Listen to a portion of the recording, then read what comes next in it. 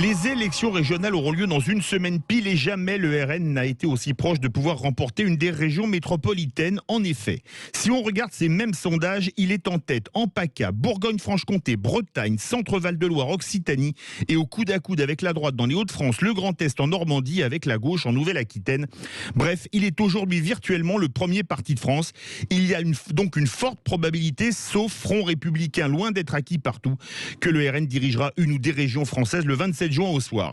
Y aura-t-il un raz-de-marée RN au régional? C'est notre débat du dimanche. Et pour le moment, vous êtes 71,5% à dire oui. Avec nous pour en débattre, Frédéric Dabi, directeur général de l'IFOP. Bonjour Philippe. Vous avez eu une promotion, félicitations. Merci, cher Philippe. Et bonjour. Bonjour. Et Yves Bourdillon, journaliste aux Échos, auteur du livre Jamais de guerre civile le mardi, publié chez Millingham, qui a suivi des conflits un peu partout dans le monde et des crises politiques. Bonjour. Oui, bonjour. Tout d'abord, on va commencer avec le sondeur. Manifestement, quand on voit les sondages de l'IFOP de Dunkerque à Perpignan et de Brest à Strasbourg, ça va être de bonnes élections pour le RN. Sans doute oui. Alors je ne parlerai pas de terme raz-de-marée, parce que raz-de-marée voudrait dire que le RN reporte énormément de régions, ce qui ne sera sans doute pas le cas.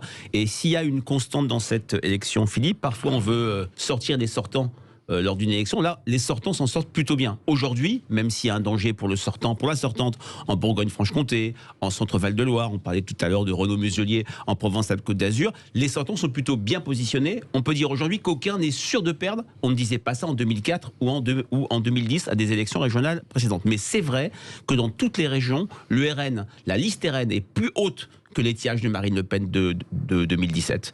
Il est parfois plus haut que même les scores du RN en 2015. Marion Maréchal avait fait 40 en Provence-Alpes-Côte d'Azur. Dans les sondages, Thierry Mariani est entre 39 et 41, donc il est à cet étiage-là. Et c'est vrai qu'il est en situation de remporter 1, 2, 3 régions. Remporter une région, ce serait un véritable événement. Plus de 2, ce serait un véritable séisme. C'est en ça qu'on peut parler d'une dynamique RN dans ce scrutin régional qui va être touché par une abstention tellement forte que soyons prudents sur les enquêtes d'opinion compte tenu de la faible part des Français qui vont voter aux alentours de 40%. 57% en Occitanie, selon le sondage qu'on a décrypté ce matin avec Vincent Terrainoves et Jean-Paul Garot.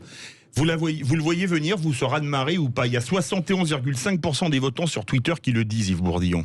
Non, je ne suis pas d'accord. Il y aura effectivement, comme ça vient d'être dit, une dynamique, mais raz-de-marée, le mot est beaucoup trop fort, ne serait-ce que parce que même s'il est en tête dans un grand nombre, dans la majorité des régions, on l'a déjà vu en 2015, il avait été en tête dans plusieurs régions et ça ne s'était pas concrétisé. Donc tout dépendra des accords, de désistement, mais il y a une grande incertitude aussi puisque personne n'est propriétaire des voix de ses électeurs. Donc est-ce que les électeurs LR ou En Marche ou PS suivront les instructions ou pas de leur état-major, on ne sait pas, mais je ne vois pas un raz-de-marée, ne serait-ce que certains scores dans certaines régions, je parle sous votre contrôle, en 2015, les résultats du Rassemblement National étaient supérieurs aux sondages d'aujourd'hui dans plusieurs régions.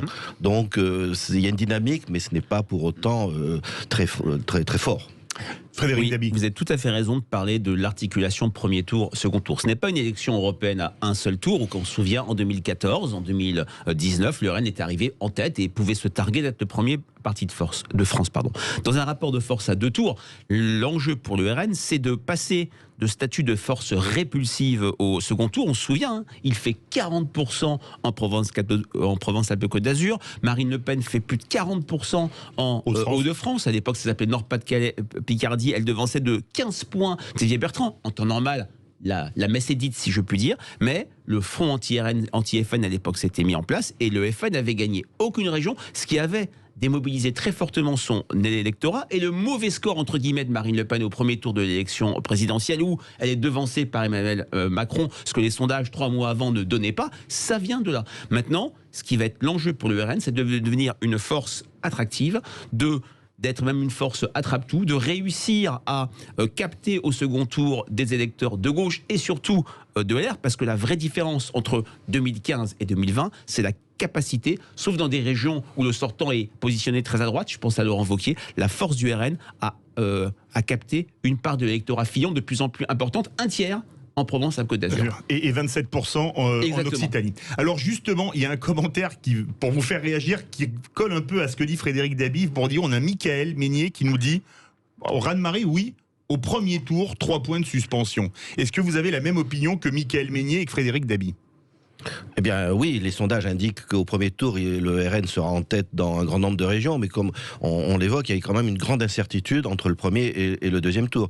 Donc au premier tour, le Rassemblement national profite aussi d'une dynamique qui est que les thèmes qu'il porte depuis toujours, il faut le reconnaître, deviennent plus ou moins mainstream, c'est-à-dire que sa dénonciation du communautarisme et de l'immigration sont maintenant devenus, à cause de tout un tas d'événements historiques, assez dominants dans le discours même des partis d'en face. Il y a quand même quelque chose qui m'a impressionné. Arnaud Montebourg, il y a quelques jours, disait il faut contrôler l'immigration. Ce n'était pas des choses qu'on entendait de la part de ce genre de dirigeants il y a quelques années.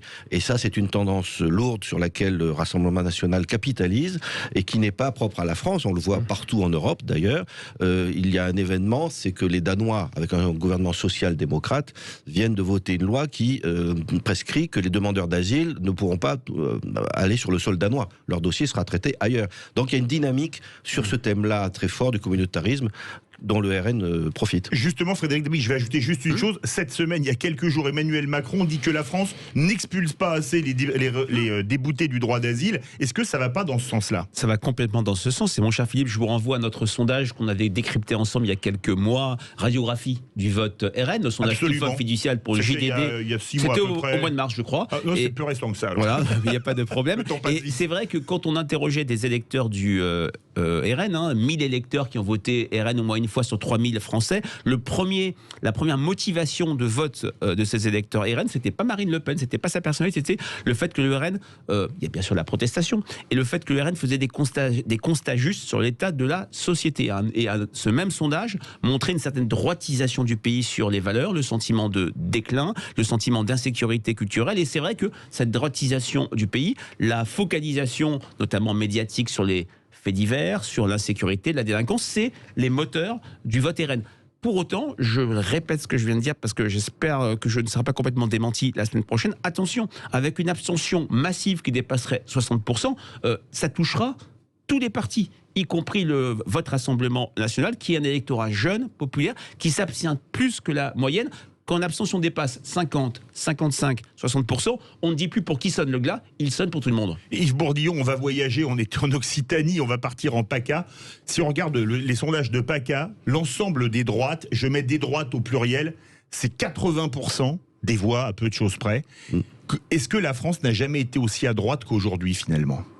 J'ai du mal à trouver une période où elle aurait été plus, en tout cas, effectivement. Alors peut-être, oui, la chambre introuvable en 1968, oui. Mais à part, bon, des circonstances... Ou la chambre Le Bleu Horizon en 1919, mais voilà, c'était un peu différent. Les contextes particuliers. Les contextes étaient particuliers. Donc à part cela, effectivement, tous les sondages, notamment sur des valeurs disons, d'ordre ou de nation, montrent qu'effectivement, la France n'a jamais été aussi à droite, au moins dans les sondages. Maintenant, il se trouve que les partis sont dispersés entre 3-4 composantes. Est-ce que vous croyez qu'à 1 an de la présidentielle, on peut faire encore des fronts républicains ? Ça dépend. Ça dépendra du contexte. Dans la région Provence-Côte d'Azur, on a réalisé une enquête avec LCI, Le Figaro et TF1 où on voit que un second tour en duel, parce que pour l'instant, la configuration, Philippe, en Provence-Côte d'Azur, c'est une triangulaire. Même si la gauche, vous le disiez monsieur, est absolument faiblissime. Elle est entre 15 et 17 selon les sondages. La gauche, c'est simple. Dans les régions où elle est sortante, elle tient le choc. Vous avez ce matin débriefé, si je puis dire, notre sondage fiducial pour la dépêche du Midi et Sud Radio en Occitanie. Elle tient le choc également en Nouvelle-Aquitaine quand elle n'est pas sortante et quand en plus il y a le contexte de 2015 où elle s'est effacée, auto-effacée dans les Hauts-de-France et en PACA, la gauche est absolument marginalisée. Donc dans le cadre d'un duel, un front républicain est possible, mais c'est vrai que ce sera de plus en plus serré. Et même en 2015, quand Christian Estrosi avait surclassé Marion Maréchal, n'oublions pas que dans un département, en l'occurrence le Vaucluse, le Front National, il s'appelait comme ça à l'époque, était majoritaire. Il faut faire attention avec le Front républicain au passage, c'est que si les socialistes se désistent pour un candidat LR ou pour En Marche, ou si En Marche se désiste pour un candidat LR, enfin si ces trois partis se désistent les uns des autres pour faire barrage à l'extrême droite selon la formule consacrée, ça devient difficile de voir, ils ne sont plus dans l'opposition, c'est-à-dire qu'ils sont de facto plus ou moins des soutiens, en tout cas pour beaucoup d'électeurs, ça serait l'interprétation qu'ils feraient, qu'ils soutiennent En Marche. Donc ça veut dire qu'on serait dans un pays où si vous êtes contre montre en marche, vous n'avez plus de place dans l'opposition que pour le Rassemblement national, ce qui pose problème. Dans une démocratie, si la seule opposition c'est l'extrême droite, il y a un petit souci. Il y a aussi un dernier point. Avant, le Front républicain, c'était un jeu à 3. C'était gauche, droite, FN. Et il n'y avait qu'une seule force qui devait se sacrifier, très souvent la gauche, parfois la droite, et les reports de voix étaient moins bons. Maintenant, il y a 4 forces, donc c'est plus difficile à mettre en place, et c'est vrai que ce concept est relativement usé. Je ne mets pas dans le même sac, si je puis dire, l'élection présidentielle, où il y a cette logique de vote à 2 tours, et de logique d'élimination au second tour. On connaît l'adage célèbre de Charles Pasqua, au second tour, on élimine, et c'est vrai que c'est, de ce point de vue-là, plus facile, il n'y a même plus besoin de parler de Front républicain. Merci beaucoup à tous les deux pour ce débat qui aurait pu durer des heures. Ça nous promet d'ailleurs de belles soirées électorales sur Sud Radio dimanche prochain et dimanche en 8 et en 15 pardon, avec Romain Ben David. Avec Romain Ben David de l'IFOP qu'on salue d'ailleurs, il doit probablement nous écouter. Verdict sur Twitter. Y aura-t-il un raz-de-marée RN au régional? Vous êtes 71,5% à dire oui.